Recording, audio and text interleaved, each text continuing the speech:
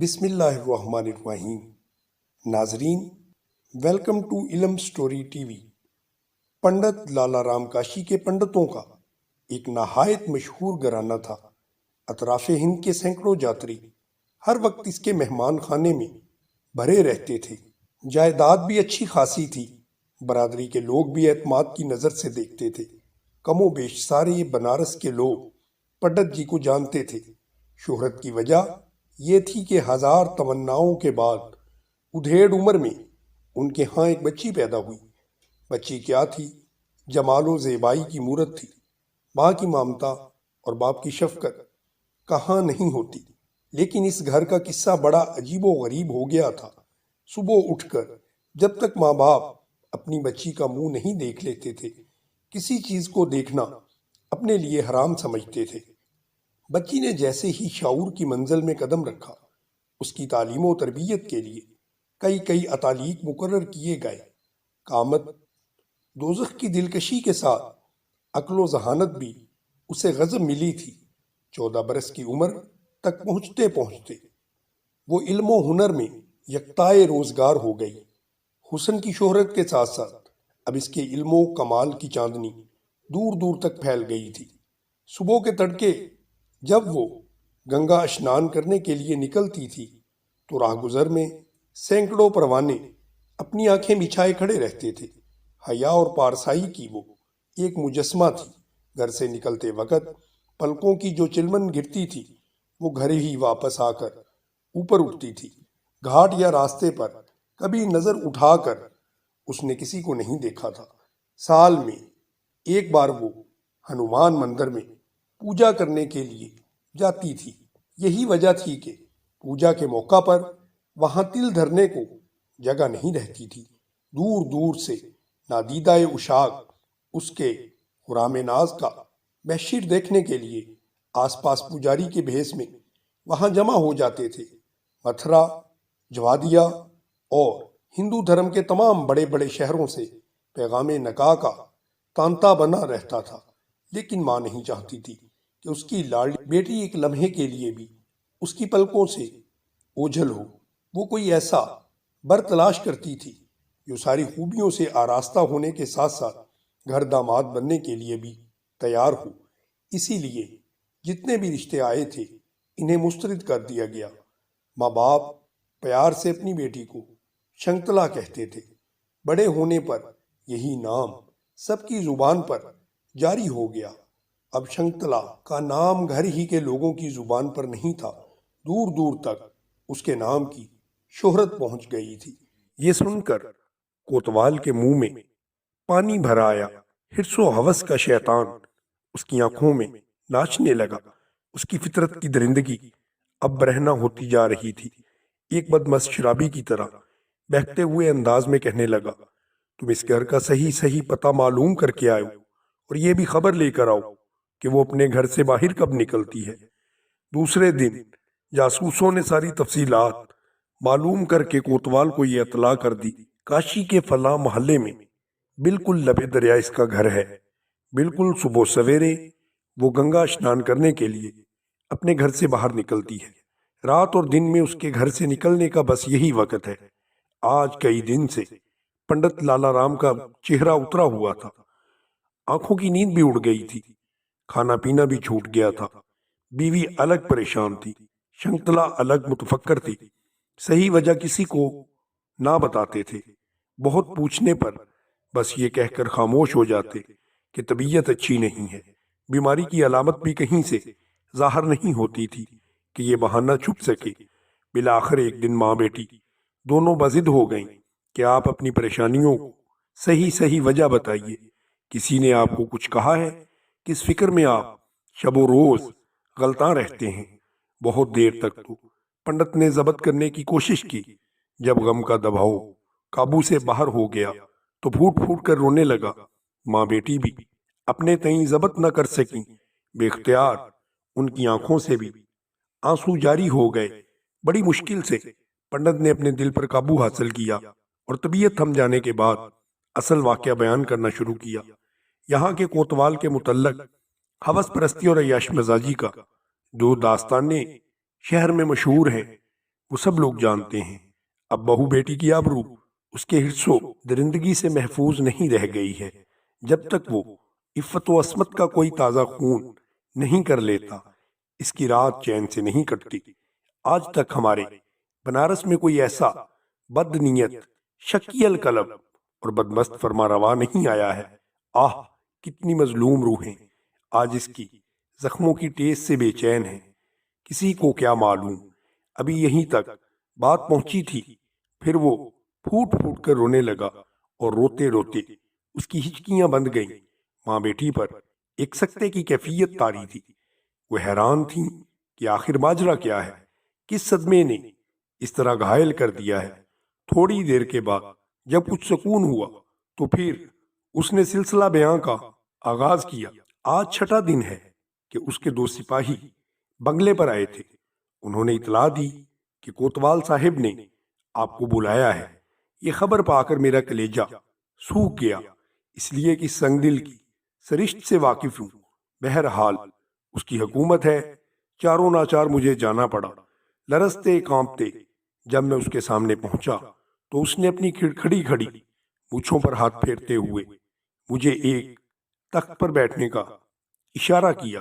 اس کے سپاہی جھٹ پٹ گئے تو اس نے مجھے مخاطب کرتے ہوئے کہا، مجھے خبر ہے شنکتلا نامی تمہاری بیٹی ہے، وہ عمر کے اس حصے میں داخل ہو گئی ہے، جبکہ اس کے گھر کے زینت بننا چاہیے۔ میں تمہیں حکم دیتا ہوں اس کی ڈولی سجا کر میرے دروازے پر پہنچا دو۔ پنڈت نے سلسلہ بیان جاری رکھتے ہوئے کہا کہ یہ بات سن کر میں بے اختیار رونے لگا۔ بار بار مجھے اپنے خاندان کی ناموس یاد آ رہی تھی۔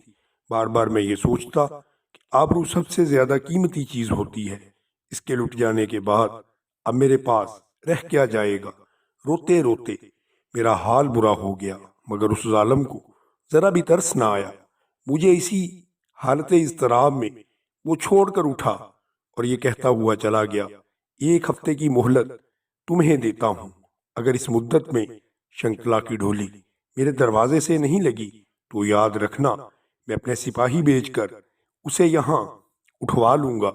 کان کھول کر سن لو، بنارس کے سب سے بڑے حکمراں کی زبان سے یہ الفاظ ہیں، کمان سے نکلا ہوا تیر واپس لوٹ نہیں سکتا، مگر میری زبان کے الفاظ واپس نہیں لوٹ سکتے۔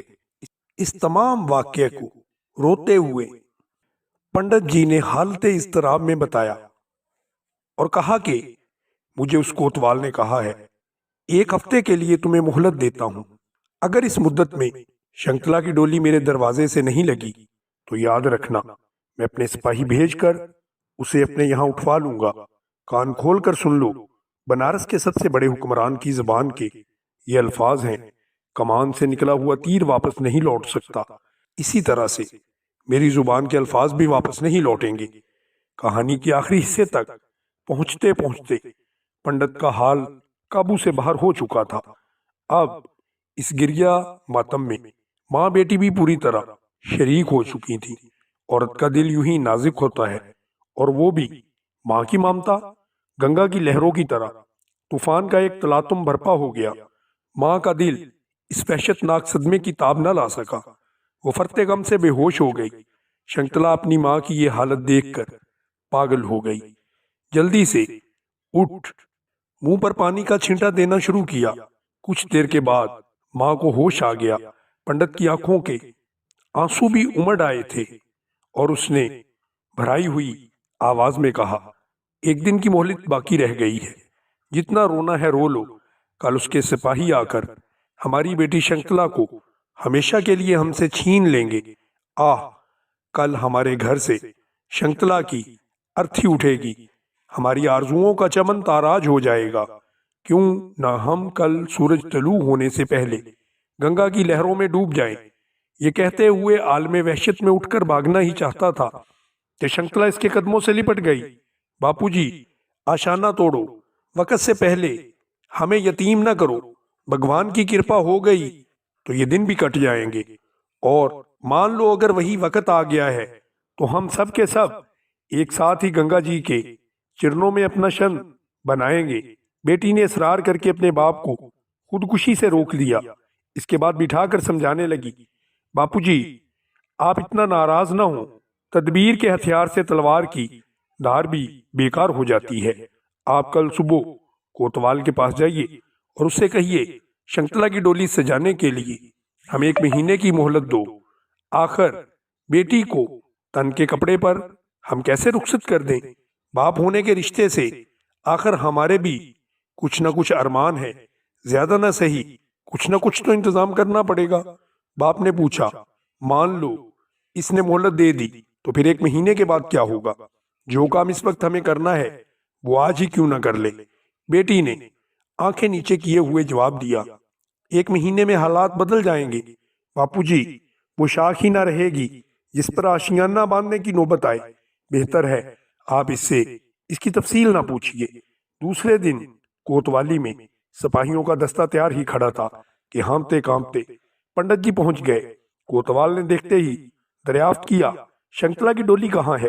پنڈت نے لرزتے ہوئے جواب دیا، حضور وہ آپ کے چرنوں میں آنے کے لیے بالکل تیار ہے، مگر ماں باپ اس کو تن کے کپڑوں سے کیسے رخصت کر دیں؟ کچھ تو اس کی ڈولی سجانے کے لیے ہمیں کرنا چاہیے، اس لیے سرکار 1 مہینے کی مہلت ہمیں پروان دیں تاکہ ہم اپنے دل کے ارمان پوری طرح سے پورے ہوتے دیکھیں۔ یہ غیر متوقع جواب سن کر بوڑھے کوتوال کا چہرہ کھل گیا۔ اس نے خوشی کے ترنگ میں جواب دیا، ضرور تمہیں 1 مہینے کی مہلت ملے گی، لیکن اس کے بعد اب مدت میں کوئی توسیع نہیں ہوگی، اس لیے جو تیاری کرنی ہے اس مدت میں کر لو، اور دیکھو اس سلسلے میں میری مدد کی بھی کوئی ضرورت ہو تو میں ہر طرح تیار رہتا ہوں۔ پنڈت یہ جواب سن کر خوشی خوشی گھر واپس لوٹا اور اپنی بیٹی کو سارا ماجرا کہہ سنایا۔ مہلت کی خبر سن کر شنکتلا کے دل میں امیدوں کے چراغ جل اٹھے۔ اسے اپنے تئیں اس مصیبت سے نجات پانے کے لیے کافی وقت مل گیا تھا۔ ویسے باپ کے دل کا بوجھ بھی ہلکا ہو گیا تھا، وقتی طور پر تو یہ بلا ٹل گئی تھی۔ دوسرے دن شنکتلا نے اپنے باپ سے کہا، پتا جی مغل شہزادے جس طرح کا لباس پہنتے ہیں بالکل ہو بہو اسی طرح کا لباس میرے لیے 2 جوڑے سلوا دیجئے، چوڑی دار پائجامہ، اور بالکل وہ اس طرح کا ہو جس طرح کے مغل شہزادے پہنتے ہیں۔ باپ سخت حیران ہوا کہ آخر مردوں والا پیراہن لے کر وہ کیا کرے گی، لیکن کیونکہ بیٹی نے تفصیل پوچھنے سے منع کر دیا تھا اس لیے اس کی زبان کچھ دریافت کرنے کے لیے کھل نہیں رہی تھی۔ سارا سامان مکمل ہو چکنے کے بعد اس نے تیسرے دن رات کے وقت اپنے ماں باپ کو فیصلہ کن انداز میں کہا، اب میں آج رات کے کسی حصے میں اپنی مہم پر روانہ ہو رہی ہوں، ٹھیک 1 مہینے سے 2 دن پہلے واپس آ جاؤں گی۔ اس درمیان میں آپ لوگ کسی قسم کی چنتا نہ کریں، میں جہاں بھی رہوں گی محفوظ رہوں گی، میری گمشدگی کا یہ راز کسی پر ظاہر نہ ہونے دیا جائے۔ مجھے پورا وشواس ہے کہ میرا یہ سفر ضائع نہیں ہوگا۔ اتنا کہہ کے اس نے اپنے ماں باپ کے پاؤں چھوئے اور اپنی خوابگاہ میں چلی گئی۔ رات کے پچھلے پہر اس نے چوپال سے اپنا سدھایا ہوا تیز رفتار گھوڑا کھولا، سفر کے لوازمات سے اسے آراستہ کیا اور اس پر بیٹھ کر ایک طرف روانہ ہو گئی۔ آج جمعہ کا دن تھا۔ بھارت کے راجدھانی دہلی میں عید کی طرح سے چہل پہل مچی ہوئی تھی۔ گلی گلی سے علماء مشائخ، پالکیوں کے جلوس جامع مسجد کی طرف روانہ ہو رہے تھے۔ علم و تقدس اور طہارت و عرفان کے نورانی چہرے ستاروں کی طرح جامع مسجد کے فرش پر بکھر گئے تھے۔ لال قلعہ کے کنگورے سے پہلی توپ سر ہوتے ہی زرین پوشاک میں نقیبوں کے دستے باہر نکل آئے اور شاہی گیٹ سے جامع مسجد کے زینے تک 2 رویہ صف باندھ کر کھڑے ہو گئے۔ شاہانہ کروفر کے ساتھ شہنشاہ ہندوستان سلطان اورنگزیب عالمگیر کی سواری محل کے سرائے خاص سے نکل چکی تھی۔ آگے آگے کلگیاں لگائے ننگی تلواریں لیے ہوئے مصاحبین کا دستہ چل رہا تھا۔ شاہی سواری جدھر سے گزری مبارک سلامت کی دعاؤں سے فضا گونج اٹھی۔ جامع مسجد کے پہلے زینے پر قدم رکھتے ہی سلطان اورنگزیب کی پیشانی خم ہو گئی۔ یہ بندگی کا پہلا خراج تھا جو دربار خداوندی میں پیش کیا گیا۔ اب خطبے کی اذان ہوئی اور خطیب نے ممبر پر کھڑے ہو کر خطبہ شروع کیا۔ عرفہ و عشاق کے ہجوم میں جمعہ کی نماز دوگانہ ختم ہوئی۔ سنتیں ادا کرنے کے بعد لوگ مسجد سے باہر نکلے۔ تھوڑی دیر کے بعد شور بلند ہوا کہ سلطان اورنگزیب عالمگیر سنتوں سے فارغ ہو کر واپس تشریف لا رہے ہیں۔ جامع مسجد کے زینوں پر ملک کے طول و عرض سے آئے ہوئے فریادی اپنی اپنی عرضیاں لیے کھڑے تھے۔ سلطان جو ہی دروازے سے باہر نکلے، مملکت کے عرائض نویس قلمدان دائیں بائیں کھڑے ہو گئے۔ ایک فریادی نے آگے بڑھ کر سلطان کی خدمت میں اپنی عرضی پیش کی۔ اس پر حکم صادر ہوا۔ عرضی نویس نے قلم بند کر لیا، پھر آگے بڑھے، پھر عرضی پیش ہوئی، حکم صادر ہوا اور قلم بند کر لیا گیا۔ یہ سلسلہ مسجد کے آخری زینے تک چلتا رہا، یہاں تک کہ سب سے آخر میں ایک نہایت خوبصورت شہزادہ سر پر کم خواب کی دستار لپیٹے ہوئے کھڑا تھا۔ جیسے ہی سلطان اس کے قریب پہنچے، وہ اپنی عرضی لیے آگے بڑھا۔ سلطان نے جو ہی اس کی طرف نگاہ اٹھائی، بار حیا سے اس کی پلکیں جھک گئیں۔ ایک روشن ضمیر بادشاہ کو حقیقت تک پہنچنے میں ایک لمحے کی بھی تاخیر نہیں ہوئی۔ نقیب کو حکم دیا، اس نوجوان کو دیوان خاص میں میرے سامنے پیش کیا جائے۔ شہنشاہ کی سواری آگے بڑھی اور نقیبوں کے ہمراہ وہ نوجوان قلعہ کی طرف چل پڑا۔ غازی محی الدین اورنگزیب عالمگیر جیسے ہی اپنے دیوان خاص میں تخت شاہی پر فروکش ہوئے، نقیب نے اس نوجوان کو فوری طور پر پیش کیا۔ سلطان نے اپنی نظریں نیچی کیے ہوئے حکم صادر فرمایا، دربار فوری خالی کر دیا جائے۔ سارا دربار خالی ہو گیا تو سلطان نے اپنا شاہی دوشالہ نوجوان کی طرف بڑھاتے ہوئے کہا، بیٹی لو دستار اتار کر یہ چادر اوڑھ لو۔ ایک عورت کو اجنبی مردوں کے سامنے نقاب میں رہنا چاہیے۔ یہ الفاظ سن کر نوجوان پر سکتے کی حالت طاری ہو گئی۔ پھر سلطان نے کہا، اپنی نسوانیت کا راز مت چھپاؤ، میں تمہاری فریاد ہی سننے کے لیے یہاں بیٹھا ہوں۔ بات اب ضبط سے باہر ہو گئی تھی۔ وہ پھوٹ پھوٹ کر رونے لگی، سر اور چہرے کو چادر سے چھپاتے ہوئے بڑی مشکل سے یہ الفاظ اس کی منہ سے نکل سکے، مہاراج میں اس وقت خوشی سے پھولے نہیں سما رہی ہوں کہ اس وقت جہاں پناہ نے مجھے بیٹی کہہ کر مخاطب کیا ہے، لیکن شاید آپ کو معلوم نہیں کہ میں ایک برہمن ذات کی لڑکی ہوں۔ سلطان نے جواب دیا، تب تو تمہاری دلجوئی میرے لیے اور بھی ضروری ہو گئی ہے، تاکہ یہ بھید تم پر کھل جائے کہ اسلام اپنے فرمانرواؤں کو کتنی فراخ دلی سے دیکھتا ہے، اور جن قوموں کا وہ ذمہ لے لیتے ہیں ان کے ساتھ ان کا سلوک کتنا حیرت انگیز اور روح پرور ہوتا ہے۔ اس لیے یہ جاننے کے بعد بھی تم ایک برہمن زدی ہو، میرا جذبہ شفقت پھر تمہیں بیٹی کے ساتھ مخاطب کرتا ہے۔ شنکتلا جواب سن کر حیرت و مسرت کے اتھاہ سمندر میں ڈوبتی چلی گئی۔ جب شنکتلا اپنا بیان ختم کر چکی تو سلطان نے اپنا حکم سنایا، 1 مہینے کی مہلت میں اب چند ہی دن باقی رہ گئے ہیں، تم فوراً اپنے گھر واپس لوٹ جاؤ اور اپنے والدین سے کہہ دو کہ وہ تمہارے لیے ڈولے کا انتظام کریں۔ یہ حکم سن کر شنکتلا کے سارے ارمانوں کا خون ہو گیا، اس کے پاؤں کے نیچے سے زمین نکل گئی۔ وہ چادر کے ایک کونے میں اپنی آنکھوں کا آنسو جذب کرتے ہوئے الٹے پاؤں واپس ہو گئی۔ نقیبوں کا ہجوم دیوان خاص کے باہر کھڑا تھا، ہاتھوں ہاتھ اسے قلعے تک پہنچا دیا گیا۔ سیدھے وہ سرائے پہنچی، اپنا گھوڑا لیا اور بنارس کی طرف روانہ ہو گئی۔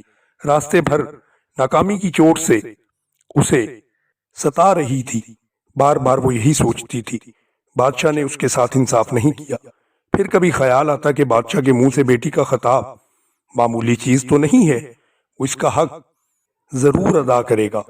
ماں باپ نہایت بےتابی کے ساتھ شنکتلا کا انتظار کر رہے تھے۔ جیسے ہی اس کے گھوڑے کی ٹاپ کی آواز کانوں میں آئی، ماں خوشی سے چیخ اٹھی، شنکتلا آ گئی۔ بیٹی کو بخیر و عافیت دیکھ کر ماں باپ کو خوشی کی کوئی انتہا نہ رہی۔ انہیں یقین تھا کہ شنکتلا کا یہ گمنام سفر کچھ نہ کچھ ضرور رنگ لائے گا۔ رات کے وقت ماں نے شنکتلا کے ہاتھ پھیرتے ہوئے دریافت کیا، بیٹی تو اتنے دن کہاں چلی گئی تھی؟ اب تو بتا دے کہ مہم سر انجام دے کر لوٹی ہے۔ مدت مقررہ میں اب 2 ہی دوست باقی رہ گئے ہیں، معلوم نہیں ہم لوگوں کا کیا انجام ہوگا۔ ماں کی آواز میں اتنی دردناک مایوسی تھی کہ شنکتلا کا دل بھر آیا، ناکامی کی چوٹ ابھر آئی، بے اختیار رونے لگی۔ ماں نے فرط محبت میں بیٹی کو سینے سے لگا لیا۔ تھوڑی دیر بعد شنکتلا نے ٹھنڈی آہ بھرتے ہوئے کہا، میں دہلی گئی تھی، شہنشاہ کے حضور میں اپنی فریاد پیش کی، لیکن افسوس کہ وہاں بھی میری فریاد رائے گاں گئی۔ انہوں نے حکم دیا کہ ڈولہ سجا کر کوتوال کے دروازے پر پہنچا دیا جائے۔ میں اس حکم کی تعمیل ضرور کروں گی، چاہے میری جان ہی چلی جائے، کیونکہ شہنشاہ نے مجھے اپنی بیٹی کہا ہے۔ ایک برہمن زادی اپنے باپو کا حکم کبھی نہیں ٹال سکتی۔ شنکلا کی یہ بات ابھی ختم نہ ہو پائی تھی کہ پھر گھر میں کوہرام مچ گیا۔ ماں باپ نے لاکھ سمجھایا مگر وہ اپنی ضد پر اڑی رہی۔ تیسرے دن سپاہیوں کی حفاظت میں شنکلا کا ڈولہ تیار ہو گیا۔ دن دھاڑے غشی پر غشی آنے لگی۔ سارے محلے پر کوتوال کے مظالم کی ایک بھیانک دہشت طاری ہو چکی تھی۔ بڑا کوتوال آج خوشی سے پھولے نہیں سما رہا تھا۔ ایک ملکہ حسن آج اس کے گھر کی دلہن بن کر آ رہی تھی۔ بالوں میں خضاب، آنکھوں میں سرما لگائے، سر سے پا تک چھیلا بنا ہوا تھا، جیسے بڑھاپے میں عہد شباب پلٹ کر آ گیا ہے۔ شنکلا کے ڈولے کے ارد گرد شہر کے بکاریوں کا ہجوم اکٹھا ہو گیا تھا اور انہیں پیسے لٹائے جا رہے تھے۔ ساری راہ گزر پر تماشائیوں کے ٹھٹھ لگے ہوئے تھے، لیکن کوتوال کے قہر کے آگے کوئی چوں نہیں کر سکتا تھا۔ اب شنکلا کا ڈولہ کوتوال کے قریب پہنچ چکا تھا۔ ایک سپاہی نے دوڑ کر کوتوال کو اطلاع دی، سرکار، ڈولہ اب بہت قریب آ گیا ہے، بس چند قدم کے فاصلے پر ہے۔ کوتوال نے اپنی کھڑی مونچھوں پر ہاتھ پھیرتے ہوئے کہا، ڈولہ اس وقت دروازے پر نہ لگایا جائے جب تک اسے میں اپنے ہاتھوں سے خیرات تقسیم نہ کر لوں۔ اب ڈولہ دروازے کے قریب پہنچ چکا تھا۔ کوتوال شاہانہ تزک و احتشام کے ساتھ باہر نکلا اور اپنے دونوں ہاتھوں سے بے دریغ پیسے لٹانے لگا۔ بنارس کے بکھاریوں میں ایک لوٹ مچ گئی۔ مبارک سلامت کے شور میں کوتوال کا حاکمانہ غرور انگڑائی لے کر جاگ اٹھا۔ جیسے ہی وہ پیسے لٹا کر ڈولے کی طرف بڑھنا چاہتا تھا کہ ایک بڈھے فقیر نے اس کے سامنے ہاتھ پھیلاتے ہوئے کہا، سرکار کا اقبال سلامت، مجھے بھی کچھ بخشش ملے۔ کوتوال نے تیور بدل کر جواب دیا، زمین پر گرے ہوئے پیسے تجھے نظر نہیں آتے؟ اٹھا لے، انہیں تیرا دامن بھر جائے گا۔ بوڑھے نے پھر خوشامد کرتے ہوئے اصرار کیا، نہیں سرکار، زمین کے گرے ہوئے پیسے میں نہیں لوں گا، میں تو یہ ارمان لے کر آیا ہوں کہ سرکار کے مبارک ہاتھوں سے کچھ خیرات لوں گا۔ بوڑھے کے فہم اصرار سے مجبور ہو کر کوتوال نے جھنجھلائے ہوئے کہا، اچھا بے، نہیں مانتا تو لے۔ یہ کہتے ہوئے یوں ہی اس نے پیسے دینے کے لیے ہاتھ بڑھائے، بوڑھے فقیر نے اپنا میلا کچیلا لباس اتار کر پھینک دیا۔ اب جو نظر اٹھی، سامنے شہنشاہ اورنگزیب عالمگیر کھڑے تھے۔ کوتوال خوف سے کانپنے لگا، دہشت کے مارے سارے جسم کا خون سوکھ گیا، چہرے کی سیاہی صاف نظر آ رہی تھی، بت کی طرح بے حس و حرکت کھڑا تھا۔ غصے سے کانپتے ہوئے شہنشاہ نے کہا، کیوں بے ننگ اسلام، اسی کرتوت کے لیے تجھے بنارس بھیجا گیا تھا؟ دن دہاڑے میری رایا کا خون کرتے ہوئے تجھے ذرا بھی شرم نہیں آئی؟ ایک ہولناک قہر و ظلم کا یہ تماشا رچاتے ہوئے تجھے اس کا بھی خیال نہیں رہا کہ حق کے مقابلے میں اورنگزیب کی تلوار اپنے اور بیگانے کا کوئی امتیاز روا نہیں رکھتی؟ تجھے یہ بھی معلوم نہ تھا کہ یہ سارا ہندوستان اسلام کی پناہ میں ہے، یہاں کی اقوام کی عزت و آبرو اور جان و مال کا تحفظ ایک مسلمان کا سب سے مقدس فریضہ ہے۔ فرط غضب سے شہنشاہ اورنگزیب عالمگیر کا چہرہ سرخ ہو چکا تھا، آنکھوں سے چنگاری پھوٹ رہی تھی اور کوتوال کا خون سوکھتا جا رہا تھا۔ اسی درمیان میں دہلی سے چلا ہوا فوجی دستہ بھی موجود ہوا۔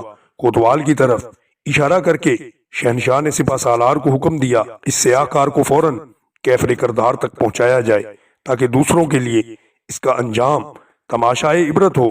اس کے دونوں پاؤں الگ الگ دو خونخوار ہاتھیوں کی ٹانگوں سے باندھ دیے جائیں اور پوری قوت کے ساتھ ہاتھیوں کو مخالف سمت دوڑایا جائے، یہاں تک کہ زمین پر اس بدبخت کے ریزے ریزے بکھر جائیں۔ شہنشاہ کے حکم کے لیے فوجی دستہ حرکت میں آ گیا۔ سارا بنارس شہنشاہ اورنگزیب عالمگیر کے انصاف سے گونج رہا تھا۔ شہنشاہ کی دانشوری، رعایا نوازی اور بے لوگ قوت فیصلہ پر ہر شخص مبہوت ہو کر رہ گیا تھا۔ شنکلا کا ڈولہ فتح کی مسرتوں میں ڈولتا ہوا اپنے گھر کی طرف جا رہا تھا۔ بجلی کی طرح شہنشاہ اورنگزیب عالمگیر کے فیصلے کی خبر سارے شہر میں پھیل گئی۔ واقعے کی اطلاع پاتے ہی شنکلا کے ماں باپ کی خوشی کی کوئی انتہا نہ رہی۔ وہ اپنے گھر پہنچے۔ شہنشاہ اپنی بیٹی کے گھر تشریف لائے اور فرمایا، پیاس کی شدت سے بے تاب ہوں، سب سے پہلے مجھے پانی پلایا جائے۔ میں اس دن سے پیاسا ہوں جس دن سے یہ میرے حضور پیش ہوئی تھی اور اس نے اپنی فریاد کا ذکر کیا تھا۔ اسی دن میں نے اپنے خدا سے عہد کر لیا تھا، جب تک میں ایک مظلوم برہمن کو اس کا انصاف نہیں دے لوں گا، اپنے حلق کے نیچے پانی کا ایک قطرہ بھی نہ اتاروں گا۔ شنتلا نے دوشالے سے اپنا منہ چھپاتے ہوئے کہا، بھارت کے سوامی، مجھے پورا وشواس تھا کہ جسے آپ نے اپنی بیٹی کہا ہے اس کی لجا بچانے ضرور آؤ گے۔ اپنی محبوب رعایا کے ساتھ یہ انیائے تم سے ہرگز دیکھا نہ جائے گا، اس لیے میں نے اپنی زمین میں ایک چبوترا پہلے ہی بنا دیا تھا تاکہ ہمارے شہنشاہ کو نماز پڑھنے کے لیے کوئی جگہ تلاش نہ کرنی پڑے۔ اسی چبوترے پر پانی اور بھوجن کا بھی انتظام کر دیا ہے۔ اورنگزیب عالمگیر نے پہلے وضو کر کے شکرانے کے 2 رکعت نماز ادا کی، اس کے بعد کچھ کھانا تناول فرمایا اور پانی کے چند گھونٹ پی کر یوں ہی واپس ہونا چاہتے تھے۔ پنڈت لال رام ہاتھ جوڑ کر کھڑے ہو گئے، جہاں بنا جس بھومی کو آپ نے اپنے سجدوں سے پوتر بنا دیا ہے، اب ہم اسے کسی دوسرے کام میں استعمال نہیں کر سکتے، اس لیے ہم اپنے دل کی اتھاہ گہرائی سے اس زمین کو مسجد کے لیے وقف کرتے ہیں۔ شہنشاہ نے اس کے اس اعلان کا شکریہ ادا کرتے ہوئے ایک تانبے کے پتھر پر یہ تحریر لکھ کر دی کہ اس مسجد کے متولی ہمیشہ اسی خاندان کے لوگ رہیں گے۔ چنانچہ وہ مسجد آج بھی گنگا کے کنارے کھڑی ہے اور اس کا نام دھریرا کی مسجد ہے۔ سید العلماء حضرت مولانا سید شاہ آل مصطفیٰ صاحب قادری نے تانبے کے پتھر پر حضرت اورنگزیب عالمگیر کا وہ تاریخی دستاویز بچشم خود ملاحظہ فرمایا ہے۔ آج بھی اسی خاندان کا شخص اس مسجد کا متولی ہے۔ دوستو، امید کرتا ہوں کہ آپ کو یہ سچی کہانی پسند آئی ہوگی۔ اپنا خیال رکھیے گا، ہمارے اس چینل کا بھی